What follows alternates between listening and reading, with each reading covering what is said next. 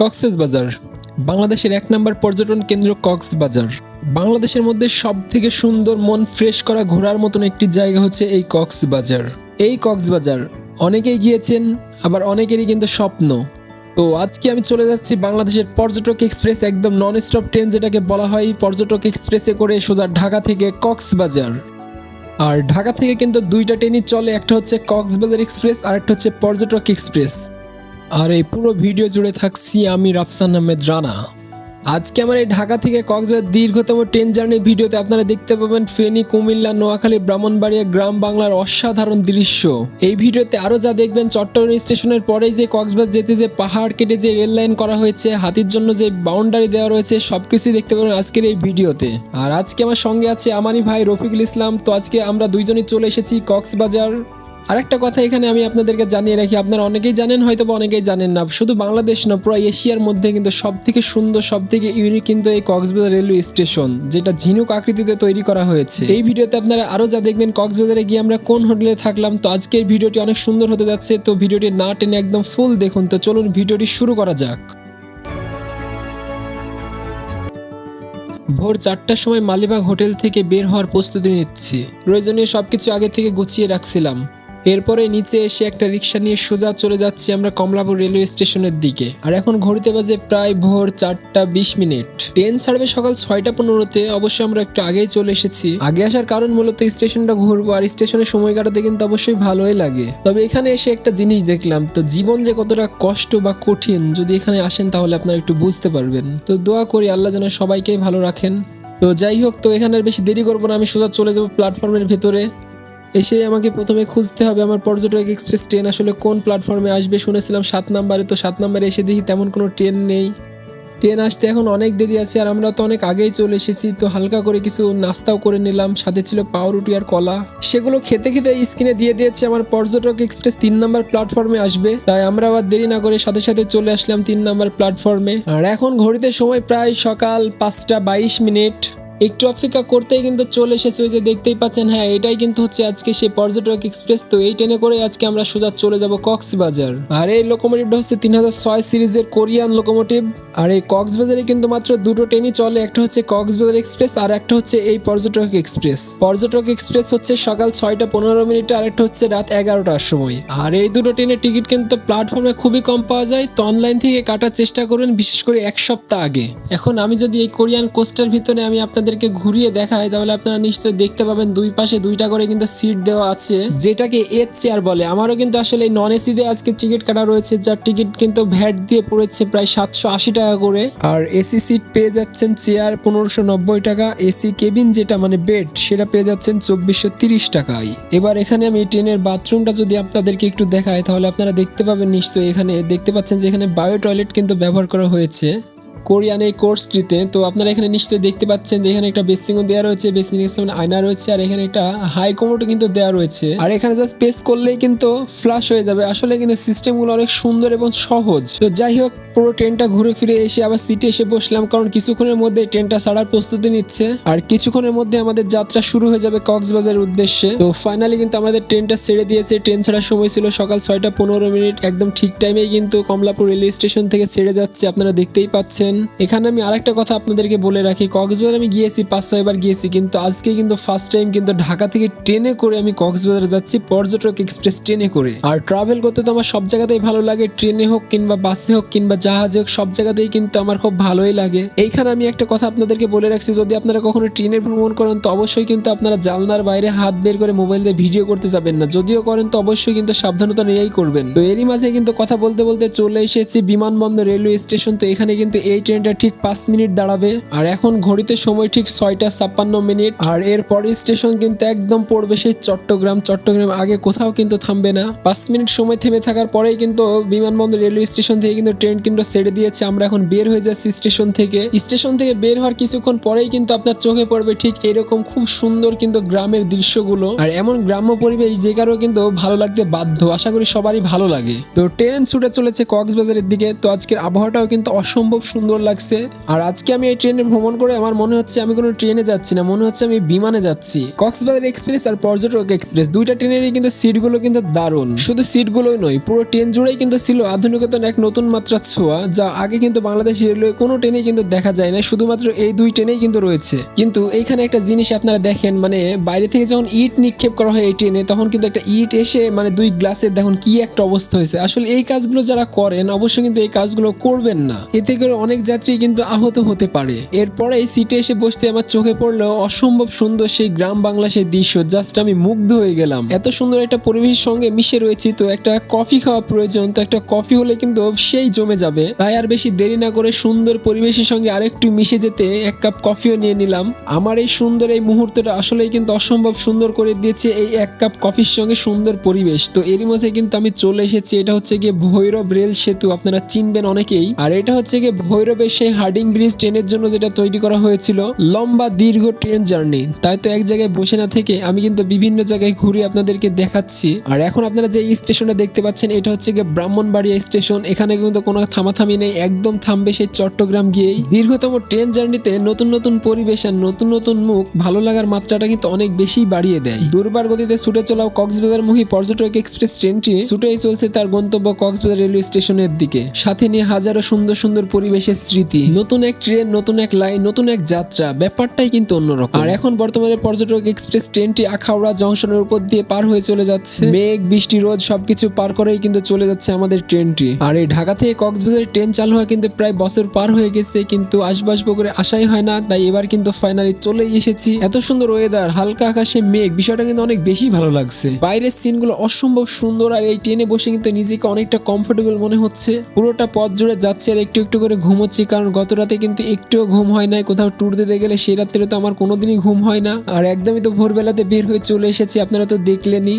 এইখানে যদি আমি আপনাদেরকে একটা কথা বলে রাখি, তাহলে কক্সবাজার আমি গিয়েছি 4-5 বার, সেটা হচ্ছে গিয়ে বাসে করে, কিন্তু আজকে কিন্তু এই ফার্স্ট টাইম কক্সবাজারে ট্রেনে করে যাচ্ছি। আসলে ট্রেনে ভ্রমণ করতে কিন্তু অনেক বেশি ভালো লাগে। যারা ট্রেনে ভ্রমণ করেন তারা তো অবশ্যই জানেন, কারণ লং জার্নিতে ট্রেনে ভ্রমণ করলে অনেকটা স্বস্তি পাওয়া যায়। আর আমার ক্ষেত্রে আমি কি বলবো, আমার বাস ট্রেন দুটাই অনেক পছন্দ, কারণ আমি ট্রাভেল করতে অনেক বেশি ভালো লাগে, দুটোতেই আমার অনেক বেশি ভালো লাগে। আর এত কথা বলতে বলতে কিন্তু ফাইনালি চলে এসেছি রাজাপুর স্টেশন। এটা হচ্ছে গিয়ে কুমিল্লা জেলার আগেই পড়ে। কুমিল্লা জেলাতে যে এত সুন্দর সুন্দর পরিবেশ রয়েছে, আজকের ভ্রমণটা না করলে আমি জানতামই না। তো আপনারা যারা ভ্রমণ করেছেন তারা তো জানেনই কত সুন্দর, আর যারা ভ্রমণ করেন নাই তারাও অবশ্যই চলে আসতে পারেন এই কুমিল্লা জেলার প্রাকৃতিক দৃশ্যের সঙ্গে মিশে যেতে। এই সবুজ শ্যামলে ভরা বাংলাদেশ, আকাশে হালকা মেঘ আর প্রকৃতির সঙ্গে মিশে যেতে সেই একটা মনের ভিতরে আলাদা ফিল কাজ করতেছে। এই ফিলটা তারাই বুঝতে পারবে যারা বিশেষ করে ট্রাভেল করে। আর এখন আমরা বর্তমানে সদর রসুলপুর স্টেশন পার হয়ে চলে যাচ্ছি। এখানকার এত সুন্দর খোলা পরিবেশ যা সর্বদাই কিন্তু সবাইকে কিন্তু মুগ্ধ করবে। আমার তো সেই লাগতেছে, আশা করি আপনারা যারা ভিডিও দেখছেন আপনাদের অনেক বেশি ভালো লাগছে। গ্রাম বাংলার অপরূপ সৌন্দর্য কিন্তু এই গ্রামে আসলেই কিন্তু দেখা যায় বাংলার মাটিতে। আর আমার কাছে তো নতুন গ্রামের নতুন পরিবেশ অনেক বেশি ভালো লাগে, আপনারা তো সবাই জানেন। এই জন্য জানতে হলে দেখতে হলে ঘুরতে হবে প্রচুর পরিমাণে।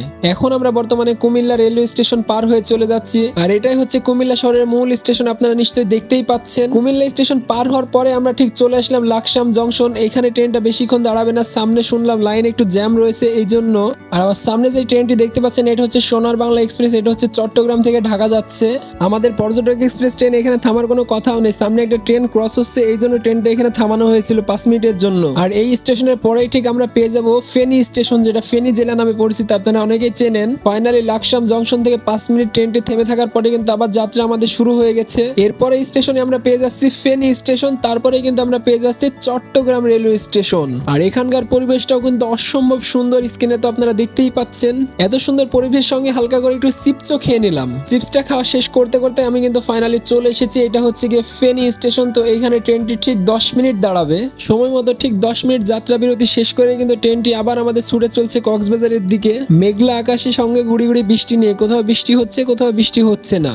আজকে এই ট্রেনে অনেকগুলো স্টেশন পার করে চলে আসলাম, কিন্তু এই স্টেশনের নাম জানলে আপনারাও কিন্তু একটু অবাক হবেন। এই স্টেশনের নাম কি জানেন? এই স্টেশনের নাম হচ্ছে ফাজিলপুর স্টেশন। এটা কোনো কথা? তো যাই হোক, আর কিছুক্ষণের মধ্যেই কিন্তু আমরা চট্টগ্রাম স্টেশনে পৌঁছে যাব। তো চট্টগ্রাম স্টেশনের আগে আপনারা এই জায়গাটা পেয়ে যাবেন। আপনারা দেখতেই পাচ্ছেন ওই যে আকাশের মাঝে মিশে গেছে এক উঁচু গাছপালার পাহাড়। এমন পাহাড় বিশেষ করে সিলেটে যখন গিয়েছিলাম তখন আমি দেখেছি, আপনারা অবশ্যই জানেন। তো যাই হোক, এখন আমরা বর্তমানে চট্টগ্রাম স্টেশনে কিছুক্ষণের মধ্যেই পৌঁছে যাব।